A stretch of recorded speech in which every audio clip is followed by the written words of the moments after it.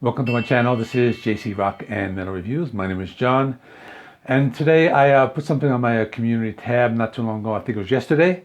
You guys voted, and the top choice was top 10 albums of 1977. So I could have went with the obvious choices like Pink Floyd Animals, Fleetwood Mac Rumors, or Meatloaf Bad at Hell. But I decided to focus on like hard rock and heavy metal because this was a year that, heavy metal, did start to emerge, and a lot of bands were coming out that were, big metal bands. And so I'm going to be talking about bands such as like Kiss and Judas Priest. There's going to be some Rush, some Motorhead, and a lot of others that you might not have expected to be on this list.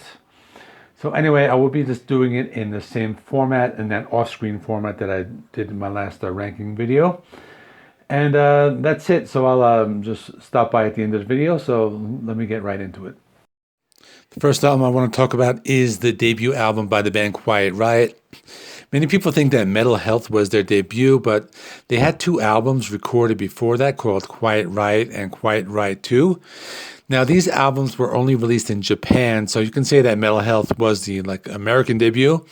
But back to this album, this features Randy Rhoads before he was with Ozzy Osbourne, and Kevin DuBrow on vocals. The sound is very different. It's heavy glam rock. At times they sounded like maybe Aerosmith, but what you don't hear is the neoclassical playing of Randy Rhoads. On this album, he played straightforward hard rock and heavy metal, but you will notice that he does kind of let loose on his guitar solos. Next is Let There Be Rock by AC/DC. This was released in Australia in March 1977 and internationally a few months later. The album was very influential for hard rock and metal bands. So it opens with two rockers. We got Go Down and Dog Eat Dog. Then the title track, they had a music video for that one. Bad Boy Boogie, that's really a great song.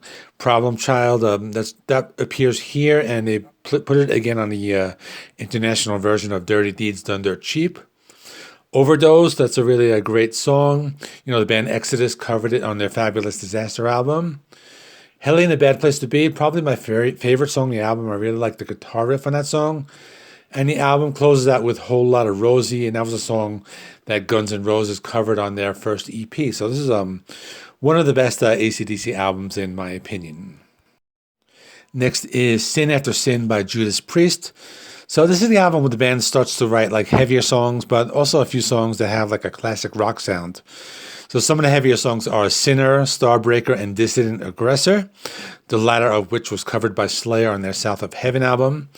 It has the Joan Baez cover Diamonds and Rust. It also has some softer songs like Last Rose of Summer and Here Come the Tears. And I think this is a very good Judas Priest album from their early years. Next is Cat Scratch Fever by TeciNugent. Now, this is often considered like a metal album. I would say it's more like high energy rock and roll. If you like guitars, this is a good album to check out. TeciNugent is from Detroit hard rock scene.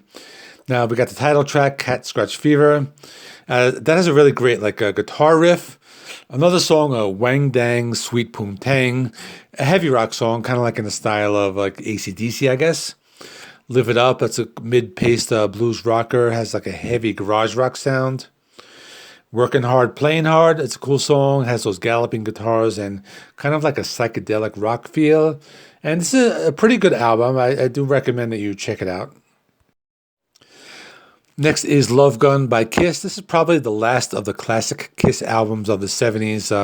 After this, they did the solo albums. Then they started to change their sound a little bit. Now, I am a big fan of the Dynasty album, but that one did have like kind of a different sound. But this one has good songs. My favorites are Love Gun, the Ace Frehley song Shock Me, Almost Human. That's a Gene song. Kind of sounds very different. Kind of has like a funk rock vibe to it. And Plaster Caster is a pretty good song. The last song, the cover of Then She Kissed Me, probably could have been like left off the album. That's just my opinion, but I think this is a pretty good one. Next is the self-titled debut album by Motörhead, and I think this first album is more of like a punk rock album. Their other albums, they would kind of do more like heavy metal and maybe like start to, influence thrash metal, but this is more punk in my opinion. It has the song Motorhead, that's like straightforward punk rock. Then there's some heavy rock like Iron Horse, the song White Line Fever. That one has a cool like garage rock, like MC5 kind of sound to it. And they do a cover of Train Kept Her Rolling. That's a song that's been covered by many other bands like Aerosmith and I believe the Yardbirds. Next is A Farewell to Kings by Rush. This is probably one of the best progressive rock albums.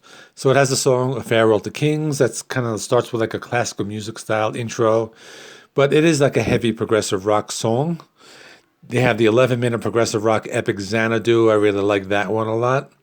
Closer to the Heart. It's a ballad. Maybe one of my favorite Rush songs.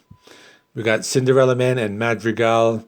Two like progressive rock songs. I think they're pretty good. And the final song is a long epic rock, epic called Cygnus X1, The Voyage. I like this one a lot. It reminded me of like 2112. It has that like sci-fi theme to it. This is a very good album by Rush.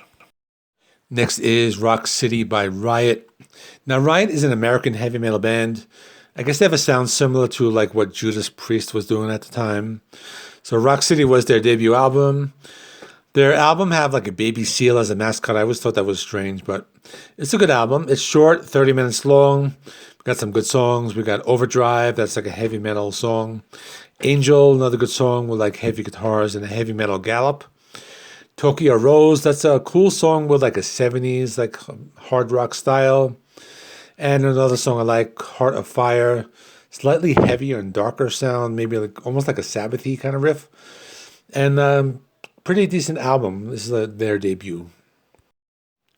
Next is Draw the Line by Aerosmith. So this album came out after two of their best albums, Toys in the Attic and Rocks.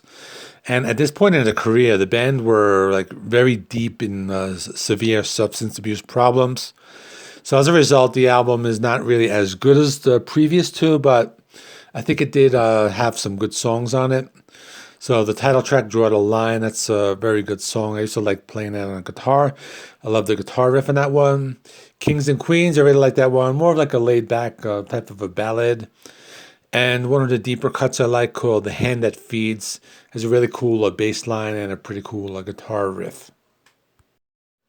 The last one I'll talk about is Taken by Force by Scorpions.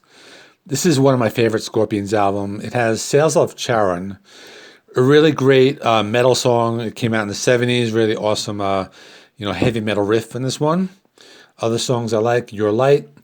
It has a cool, kind of maybe like a disco feel, but it's a very catchy song.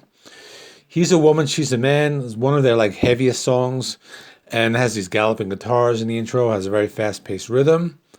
And also like Born to Touch Your Feelings, one of the longer, more epic songs on the album. It's like a slowly building hard rock power ballad mixed with some folk rock. This is definitely an underrated Scorpions album and one of my favorites. It's like definitely like a top 5 album for me. Okay, thanks for watching. If you like that video, I have a playlist of all of different list videos by year, and I will stick that like linked right over there, or I will link the previous video, the top 10 albums of 1976, if you haven't watched that. So if you like, choose one or two videos that are over there, and other than that, I will see you soon. Thanks for watching.